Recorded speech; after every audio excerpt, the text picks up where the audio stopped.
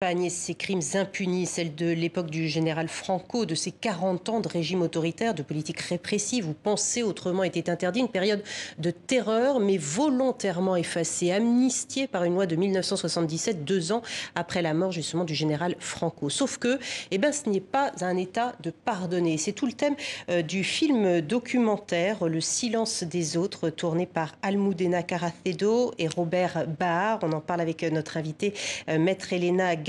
Vous êtes avocate au barreau de Paris et de Barcelone. Alors ce film documentaire, vous le soutenez. Ce n'était pas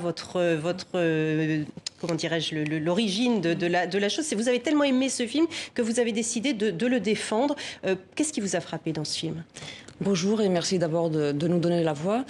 En fait, c'est parce que c'est vraiment un film dont le ton est juste.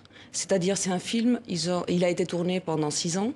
450 heures de rush pour en extraire finalement 1 heure et demie. Et lorsqu'on discute avec les victimes, on voit qu'en réalité, il faut absolument préserver les droits fondamentaux et les droits de l'homme, ce qui n'a pas été fait pour l'instant à cause de cette loi d'amnistie du 15 octobre 1977. On va voir un extrait, Le silence des autres, on se retrouve après. Españoles, Franco ha muerto.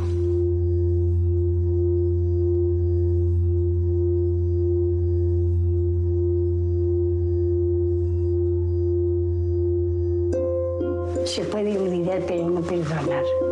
Se te exige, no se te pide, se te exige que perdones. Hemos perdido todo. Y habrá que luchar otra vez para conseguir lo que hemos perdido. En esa casa. Voilà, on voit là ces citoyens qui, depuis 2010, vous l'avez dit, sont en quête de justice. Ils ont donc déposé plainte à 10 000 km de Madrid, en Argentine, au nom de la compétence universelle. Vous pouvez nous rappeler ce que c'est que la compétence universelle? En fait, lorsqu'on considère qu'il y a des crimes contre l'humanité, en réalité, c'est une justice universelle. Et donc, on peut déposer finalement une plainte partout dans le monde et à n'importe quel moment. Donc, il n'y a pas de prescription de ces crimes-là.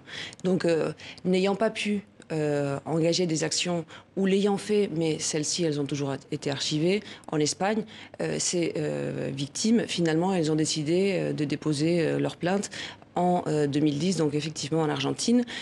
Il y en avait 2 en 2010, on est aujourd'hui en 2019, il y en a 600, donc 600 plaintes qui ont été déposées en Argentine et 9000 plaignants.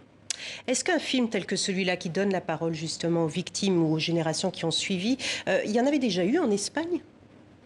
Alors, il y avait eu des documentaires, mais qui étaient finalement... ils n'allaient pas aussi loin. On voit des extraits d'images, mais qui sont très fugaces, mais qui sont très importantes. Notamment, par exemple, lorsque le roi Juan Carlos, il accepte d'être le successeur de Franco en 1969, finalement, il prend la légitimité du régime de Franco, issu du 18 juillet 1936, c'est-à-dire lorsqu'il y a eu le coup d'État par Franco, dans le gouvernement de la République espagnole qui était en place à l'époque. Donc, si vous voulez, c'est extrêmement fort.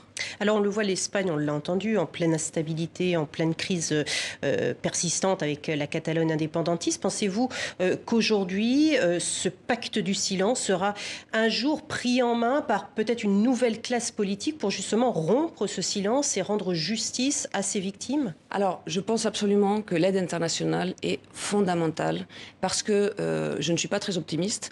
En mars 2018, c'est-à-dire quelques mois avant l'arrivée de Sanchez, donc suite à la motion de censure, il y a eu une demande, en fait une réforme qui a été proposée par certains partis politiques et en fait qui n'a pas abouti justement à cause des voix contre du Parti socialiste, du Parti populaire et du Parti de Ciudadanos. Donc en réalité, on voit bien que les partis qui sont majoritaires et comment se justifient-ils tous ces partis? Ils disent qu'il y a d'autres priorités ou c'est simplement on fait exprès d'oublier, de ne pas remuer? En réalité, ils parlent, finalement, et étant avocat, je sais bien de quoi je parle, mais ils parlent toujours de la légalité.